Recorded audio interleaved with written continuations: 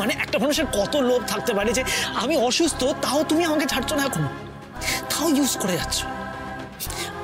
আমাকে যখন সাপে কামড়ালো তখন তুমি কত কিছু করে আমাকে বাঁচালে। এখন আমি বুঝতে পারছি কেন অত কিছু করেছো। কারণ জানো তো তুমি আমি কত বড় লোক, রাইট? আর আমি মরে গেলে তোমার তো এই টাকা রোজগার করার মেশিনটাই বন্ধ হয়ে যাবে, তখন তুমি কি করবে? তার জন্য অত কিছু করে আমাকে বাঁচিয়ে রেখেছো, তাই তো? জাস্ট ইউজ করে গেছো। আর আমি কি না কি ভেবে ওগুলোকে বিশ্বাস করে গেছি।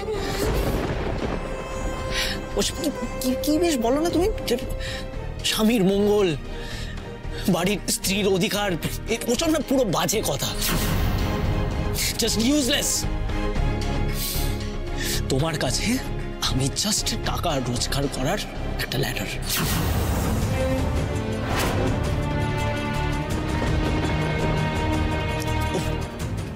ল্যাডার মানে বুঝতে পারছো তো? মই।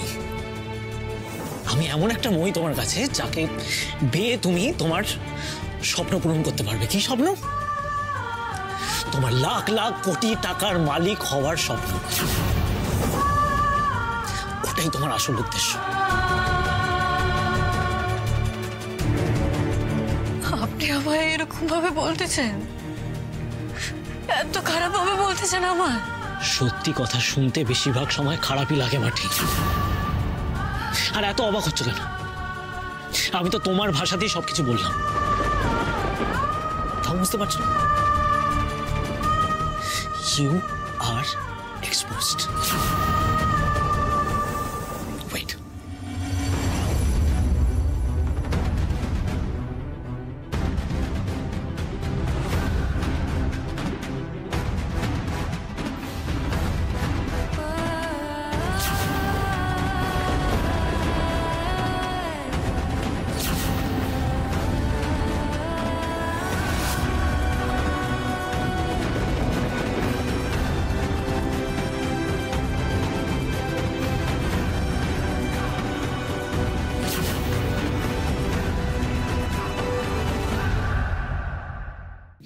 কত টাকা লাগবে? আর 1 লাখ, 2 লাখ, 5 লাখ, 10 লাখ, কত টাকা লাগবে বলো?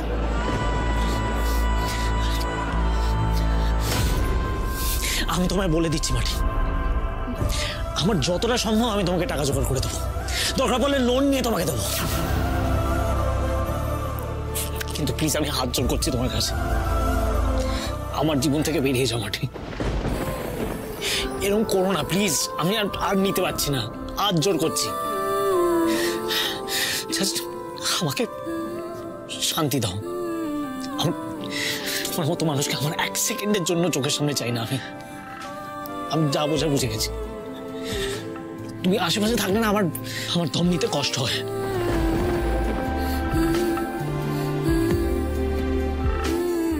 আমি আপনার আশেপাশে থাকলে আপনার দম নিতে কষ্ট হয়? আপনি ঠিক করে নিঃশ্বাস নিতে পারেননি?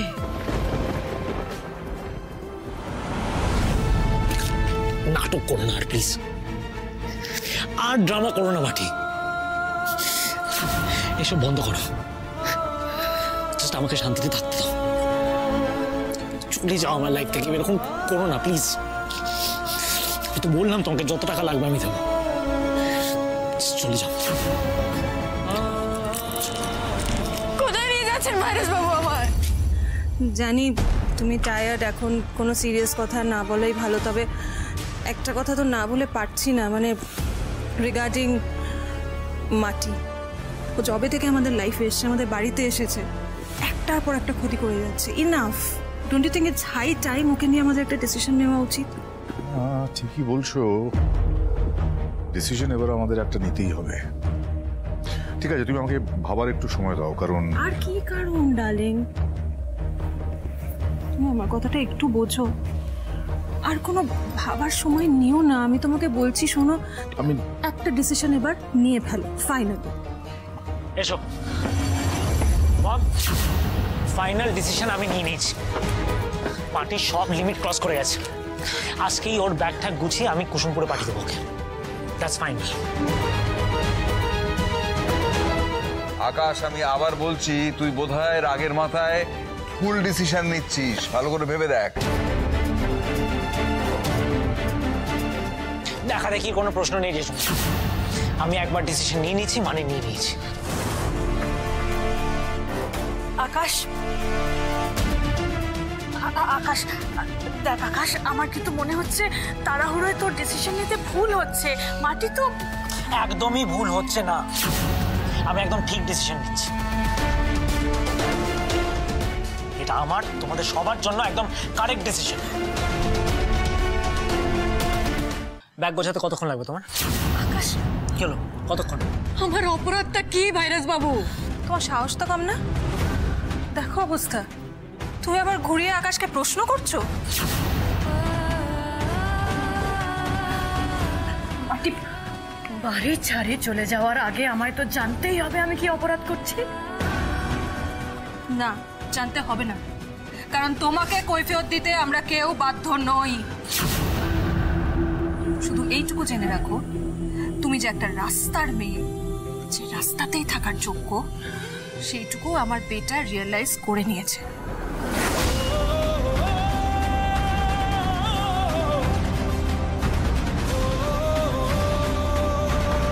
বোঝা গেছে? সোজা কথায় বেরোবে নাকি ধাক্কা মেরে বার করতে হবে? আরে কি হচ্ছেটা কি এসব? বেরো বেরো বেরো।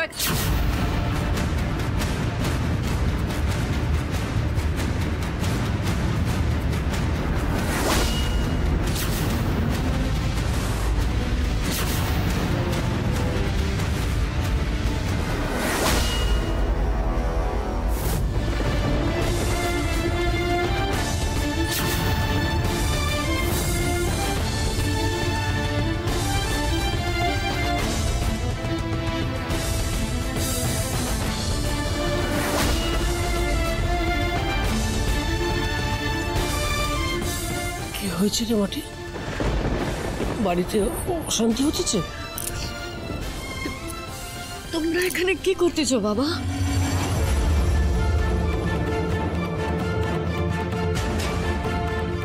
ব্যাপারটা কাকতালীয় হলেও বেশ মজার কোইন্সিডেন্স। আপনারা একদম ঠিক সময় এসেছেন, মানে এতে করে আমাদের কাজটাই একটু সহজ হয়ে যাবে। আগাম খবর না দিয়ে চলে এলাম, মানে মাটির টাকা পাঠিয়েছিল না, তা সে দিয়ে আমার স্যানাটার জন্য খানিক ওষুধ কিনেছি। স্যানাটা এখন ভালো আছে। তা সে ভাবলাম কি বিপত্তারিণী পুজো দিই, বিপত্তারিণী পুজো দিলাম, তো সেই প্রসাদ দিতে এলাম আমি ধাগা। আরে নিজের হাতে মালপো বানিয়েছি, সে মালপো আনছি সকলের জন্য।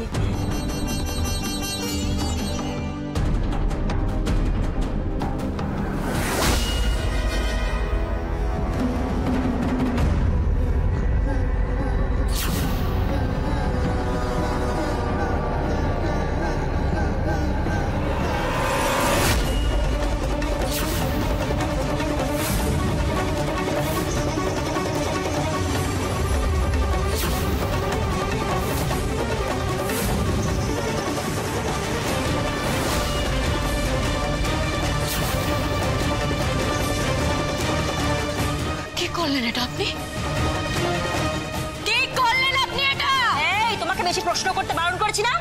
একদম চুপ। এসব কি কথা বলতেছেন আপনি? হ্যাঁ, কি করেছো? কি করেছে মানে? জবে থেকে এই বাড়িতে এসে আমাদের সবার জীবন দুর্বিষহ করে দিয়েছে। আপনার তো আবার ওরই মা বাবা, বলা যায় না বাবা মিষ্টিতে কি নাকি মিশিয়ে এনেছে।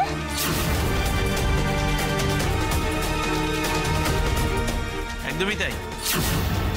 এরা টাকার জন্য সবকিছু করতে পারে, চাইলে স্যাটাস্যাট মানুষও খুন করতে পারে।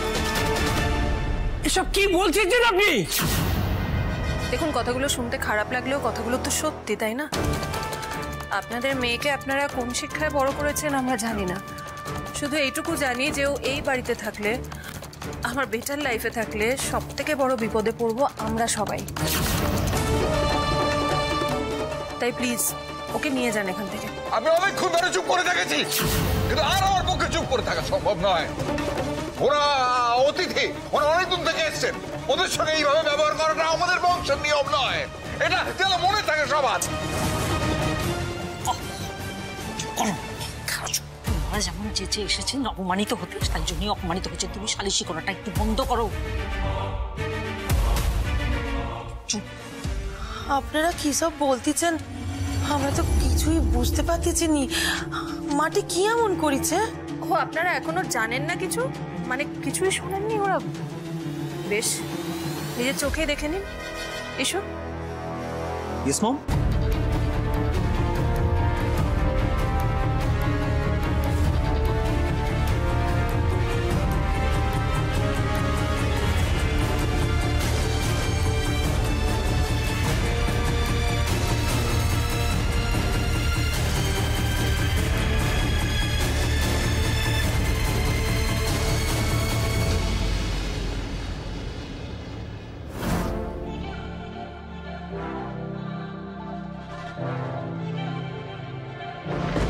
थोड़ी फुर्सत भी मेरी जा कभी बाहों को दीजिए, थोड़ी फुर्सत भी मेरी जा कभी बाहों को दीजिए। आज की रात मजा हुस्न का आँखों से लीजिए, आज की रात मजा हुस्न का आँखों से लीजिए। वक्त बर्बाद न बिन बात की बातों में कीजिए, वक्त बर्बाद न बिन बात की बातों में कीजिए। आज की रात मजा এটা আমার দিদি। দিদি সব কেন করেছিস?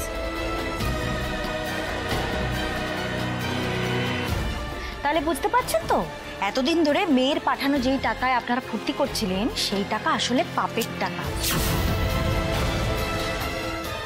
আপনাদের মেয়ে টাকা রোজগার করার জন্য খারাপ জায়গায় গিয়ে নাচ গান করতো।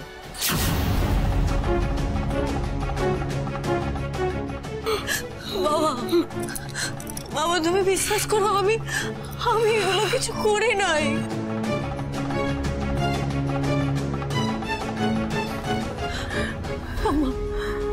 আমি তোমায় ছুঁয়ে বলতেছি আমি এটা করি নাই গো। ও মা মাটি, ওরা তো নিজের চোখেই দেখতে পাচ্ছেন সবকিছু। নিজেদের চোখকে অবিশ্বাস করতে বলছো? এটা হয় কখনো? সবই তো নিজেদের চোখে দেখলেন, এবার আপনারাই বলুন এমন মেয়েকে বাড়িতে রাখা কি উচিত? ও আমি সত্যি বলতেছি আমি এগুলো করি নাই। তুমি শোনো,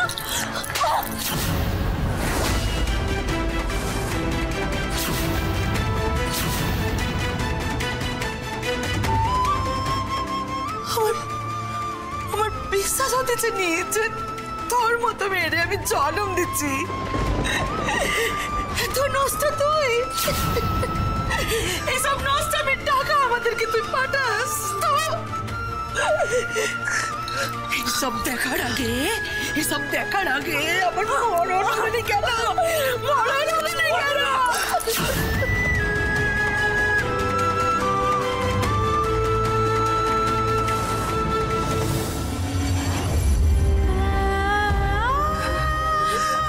তুই কি আমাদের এক ফোঁটা শান্তিতে বাঁচতে দিবি নি? হ্যাঁ, আমি খেয়াল করেছি। তোর মাথাটা ঘুরে গেছে। তোর ওই বিয়ের ভিডিও দেখে গ্রামে আগুন চলে গেছিল। এখন তোর এই নষ্টামের ভিডিও দেখে গ্রামে আমাদের দেখতে দেবে? আমাদের বল, আমরা কই যাবো? আমরা গ্রাম ছেড়ে কই যাবো? তুই আমাদের এইভাবে কেন পড়ালি? কেন আরে কি করছেন কি? এত বড় মেয়েকে এইভাবে গায়ে হাত তোলে কেউ? কি করছেন কি?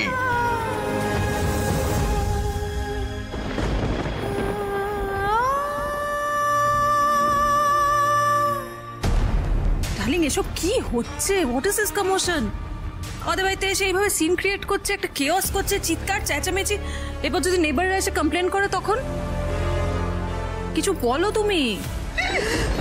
বিশ্বাস করেন আপনারা, আমার মেয়ে কিন্তু এমন নয়। আপনার মেয়ে কেমন আমরা সেটা প্রতিদিন হাড়ে হাড়ে টের পাচ্ছি, আর টের পেতে চাই না। ভালোই ভালোই মেয়েকে নিয়ে বিদায় হন, যান। সত্যি বাবা, এই আপদটাকে আমি আর সহ্য করতে পারছি না। আমার মেয়েটারে আপনারা দয়া করে বাড়ি থেকে বার করে দেবেন নি। আপনাদের পায়ে পড়ি, আমি ক্ষমা চাইছি, ক্ষমা চাই। কি করছেন আমার মেয়েটারে এভাবে বার করে দেবেন নি। আমার মেয়ে যদি গ্রামে ফিরে গিয়ে বাপের ঘরে ওঠে তাহলে সিসি পড়ে যাবে, গ্রামে কেউ টিকতে দেবে না। আমাদের ক্ষমা করে দেবেন। লোকের অত ভয় থাকলে তো আপনার মেয়ে ওই খারাপ জায়গায় গিয়ে নাচ গান করতো না, তাই না?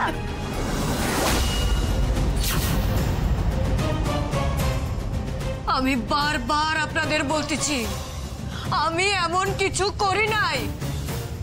কেন আপনারা বিশ্বাস করতেছেননি?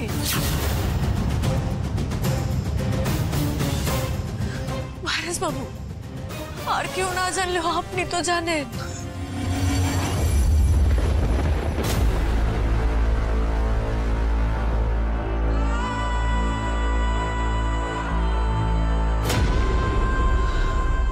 বুঝছি বুঝছি আপনাদের সবার চোখে পর্দা পড়ে রয়েছে, কিন্তু আপনারা বিশ্বাস করেন আমি এমন কোনো কাজ করি নাই। অবশ্য হ্যাঁ, আপনি কি বলতেছিলেন না আপনারা বড় লোক, তাই আপনাদের কাছে প্রত্যেকটা গরিব মানুষই খারাপ মানুষ। কিন্তু আমি ঈশ্বরের দিব্যি দিয়ে বলতেছি, যে টাকাটা আমি মাথা উঁচু করে রোজগার করি নাই সেটা আমি কোনোদিনও স্পর্শ করেও দেখব নি।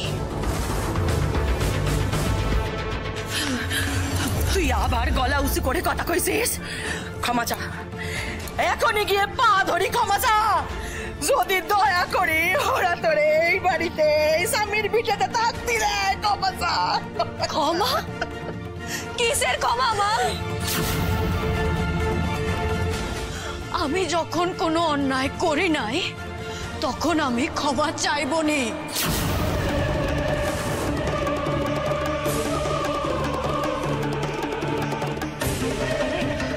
এত অন্যায় করার পরও তোমার তো কিছু ভাবতে না শেষই নেই।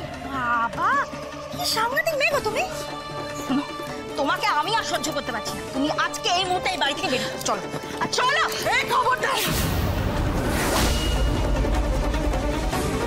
আমার মেয়েরে যদি এই স্বামীর ভিটে থেকে আপনি বার করে দেন তাহলে আমি কিন্তু ছেড়ে কথা বলবো নি, বলে দিলাম।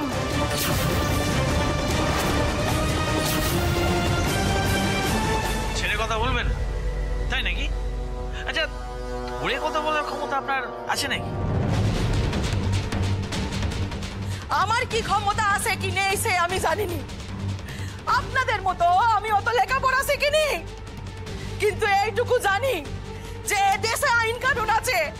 এই দেশের আইন কানুন সম্পর্কে সব আমি জানি।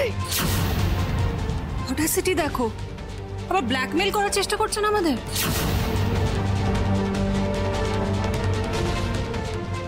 শুনুন, আপনাদের ভালোই ভালোই বলছি, নিজেদের মেয়েকে নিয়ে এখান থেকে চলে যান। ও যা করেছে তারপর আমাদের পক্ষে ওকে এই বাড়িতে রাখা সম্ভব নয়।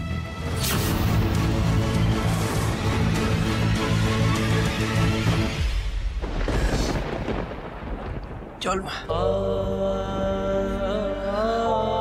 ঘর চল। যেখানে সবাই তোকে ছোট মনে করে সে বাড়িতে তোকে থাকতে হবে না। চল, ঘর চল। কিন্তু বাবা, তুমি বিশ্বাস করো আমি এমন কিছু কাজ করি নাই। জানি রে, জানি না, জানি। কেউ বিশ্বাস না করুক, আমি জানি আমার মেয়ে কোনো অন্যায় কাজ করতে পারেনি।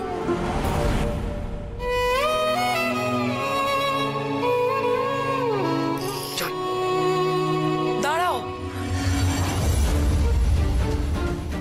কোথাও যাবে? আমার মেয়ে স্বামীর ভিটে ছেড়ি কোথাও যাবেনি। আপনার মেয়ে যেটা করেছে সেটা অশ্লীল কাজ করেছে।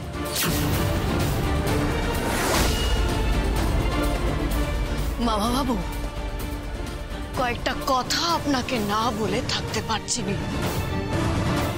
কি বলে? অশ্লীল কাজ না? আমি মনে করি না কোনো কাজ ছোট। আজকে পেটের দায়ে যে মেয়েটাকে বেরিয়ে গিয়ে এমন একটা জায়গায় গান গাইতে হয়, সে কিন্তু খারাপ পরিবার বা খারাপ শিক্ষা নিয়ে বেরিয়ে আসেনি। সে অসহায় বলি বেরিয়ে এসে অমন একটা জায়গায় গিয়ে বাধ্য হয় গান গাইতে। শুধু কাজের জন্য কেউ কাউকে ছোট করার অধিকার পায়নি। ছোট করাটা অনুচিত। আর আমি মনে করি কাজ কাজই হয়। বাহ, এই তো সত্যি কথাটা তাহলে বেরিয়ে এলো। স্বীকার করতে বাধ্য হলে, তাই তো মাটি? স্বীকার অস্বীকার জানিনি শাশুড়ি ম্যাডাম, তবে যেটা সত্যি কথা আমি সেটাই বললাম, যেটা ন্যায্য আমি সেটাই বললাম। শুনতে খারাপ লাগতে পারে আপনাদের, কিন্তু এটাই সত্যি। আর বাকি রইল আসল নকলের বিচার। সেটার জন্য না আমার কাছে আরেকটা ভিডিও আছে। আমার মনে হয় এবার এই ভিডিওটাও সবার দেখা উচিত।